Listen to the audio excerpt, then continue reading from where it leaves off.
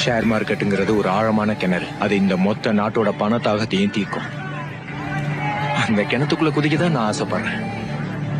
ரொம்ப ஆழமா போக ஆசைப்படுறேன். சார், நீங்க ஸ்டாக் மார்க்கெட்ல மிகப்பெரிய மாற்றத்தை கொண்டு வந்தீங்க. உங்களுக்கு என்ன தோணுது? பொதுவா நான் சிகரெட் பிடிக்கிறது இல்ல, ஆனா லைட்டர் பாக்கெட்ல வச்சிருக்கேன், கொளுத்தி போடுறோம். நான் ஒன்னும் இங்க வேலை செய்ய வரல, கத்துக்க வந்தேன். எவ்வளவு கத்துக்கணுமோ கத்துக்கிட்டேன். இங்க பாரு, நமக்கிட்ட காசு இல்ல, நமக்கு எவனும் கடன் கொடுத்து உதவ மாட்டான். அப்ப மூளைக்கு வேலை கொடுக்கலாம். இங்க பாரு, நான் ஹிஸ்டரியை உருவாக்க விரும்புறேன். ஹிஸ்டரியை தனியாலாம் உருவாக்க முடியாது. அதுக்கு மக்களை மொத்தமா சேர்த்து கூட்டிட்டு போகணும். தன்னோட 100% உழைப்பு போட விரும்புறேன். 100 பேர் கொண்ட படையை உருவாக்க விரும்புறேன். அப்ப 1001% ஹிஸ்டரியை உருவாக்குவேன். இதுக்கெல்லாம் பயந்தா எதுவும் பண்ண முடியாது. வாழ்க்கையில ரிஸ்க் எடுத்தாதான் வசதியா வாழ முடியும். காதல்ல ரிஸ்க் இருக்கலாம் செய்யும். இனிமே தனியா வேலை பார்க்க போறேன். கிளைண்ட்டும் எனக்கு தான், ப்ராஃபிட்டும் எனக்கு தான். எப்பவும் யாருக்கு வெற்றி கிடைக்கும் தெரியுமா உனக்கு? எல்லார விடவும் வேகமா இருக்கிறவனுக்கு தான். சரித்திர சாட்சி, சீட்டா தான் எப்பவுமே ஜெயிக்கும். இங்க என்னடான்னா எல்லாரும் குதிரை மேல பணம் கட்டுறாங்க. குதிரை சும்மா ஓடும், சீட்டா இஸ் ஃபாஸ்டஸ்ட். ப்ராஃபிட்டை பத்தி தெரிஞ்சவன் எவனா இருந்தாலும் தலை வணங்குவான். ப்ராஃபிட்டை பத்தி எப்படி பேசணும்னு எனக்கு தெரியும். இது கிரிக்கெட்ல பெட்டு கட்டுற மாதிரி இருக்கு. தோக்குற டீம்ல பணம் கட்டினா டீம் தோத்தாலும் உனக்கு ப்ராஃபிட் தானே. டீம் ஜெயிச்சிட்டா ஷேரோடைய ப்ராஃபிட் அதிகமாயிட்டா. ஆனா உனக்கு டீமோட ஹிஸ்டரி தெரிஞ்சிருந்தா, பிளேயர்ஸோட ரெக்கார்ட்ஸ் தெரிஞ்சிருந்தா, பிச் கண்டிஷன் தெரிஞ்சிருந்தா, அதை பெட்டுன்னு சொல்ல மாட்டோம், கால்குலேட்டட் ப்ரெடிக்ஷன் சொல்லுவோம். நீங்க எல்லாம் எப்ப திருந்த போறீங்களோ? சம்பளம் கமிஷன் எல்லாம் விட்டுட்டு ப்ராஃபிட்ட பாரு, ப்ராஃபிட்.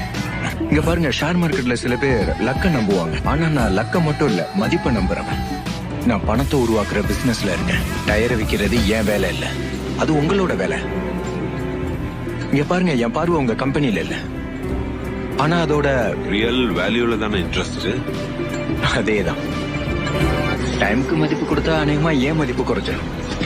ஸ்டாக் மார்க்கெட் கணக்கு ரொம்ப சிம்பிள் தான். கண்ணை முடிக்கணும், ஏதாவது ஒரு கணக்குல பணத்தை போடணும். வெற்றி தோல்வி சான்ஸ் எல்லாம் ஒண்ணுதான், 50-50.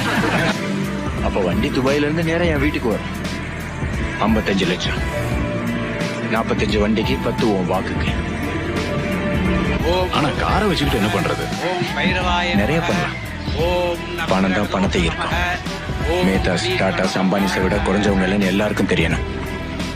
நமக்கு நேரம் சரியில்லைன்னா ரோட்ல போறவங்க கூட கல்லெறிஞ்சிட்டு போவானா? உங்களை பார்த்து கல்லெடுத்து அடிக்க ஒருத்தன் இல்ல, ஊரே கல்லெடுத்து அடிக்க தயாரா இருக்குன்னா பரவாயில்ல, நம்மளும் பலசாலிங்க தான். ஆஞ்சநேயர் மாதிரி என்னோட வல்ல தீய வச்சாங்கன்னா அவங்களும் சேர்ந்து எரிஞ்சிடும். இந்தியால அதிகமா மேனுபேக்சர் ஆகுறது எதுன்னு தெரியுமா? சிமெண்ட்ஸும் ஸ்டீல்ஸும். ஹீரோஸும் கடவுள். இன்னைக்கு இருக்கிற காமன் மேன் நாளைக்கு ஹீரோ ஆகலாம். இப்ப ஹீரோவா இருக்கிறவன் நாளை மறுநாள் கடவுள் ஆகலாம். இந்த நாட்டோட எக்கானமியை ஸ்ட்ராங் ஆக்கணும், என்ன முன்னேற்றி கொண்டு போகணும். மாடை பத்தி தெரியாதவன் மாட்டு சந்தைக்கு போன மாதிரி இருக்கு. என்ன? ஒண்ணும் இல்ல, தொழிலை பத்தி தெரியாதவன் தொழிலுக்குள்ள நுழையக்கூடாது, இல்லைன்னா எல்லாம் ஒண்ணு இல்லாம போயிடும். தொழில் தெரியாதவன் கிட்ட வந்தது நம்ம தப்பு தான். உன்னோட அற்புதமான ஆஃபர் கொடுப்பேன். உங்களுக்கு என்ன தோணுது? உங்களை ஆரஞ்சு ஜூஸ் குடிக்க வாங்கி அனுப்புனாங்க, நெகோசியேட் பண்ண தானே வந்திருக்கீங்க. எங்களுக்கு எதிராக இருக்கிற அத்தனை கேசஸும் வித்ட்ரா ஆகணும். உண்மையை சொல்லணும்னா ஐன்ஸ்டைனுக்கு எனக்கு ஸ்பெல்லிங்கே தெரியாது. சில பேர் என்ன ஸ்டாக் மார்க்கெட்டோட திருடன் கூட சொல்றாங்க. நியூஸ் பேப்பர்ல பிக் புல்லுன்னு கூட போடுவாங்க. ஏன் பயப்படணும்?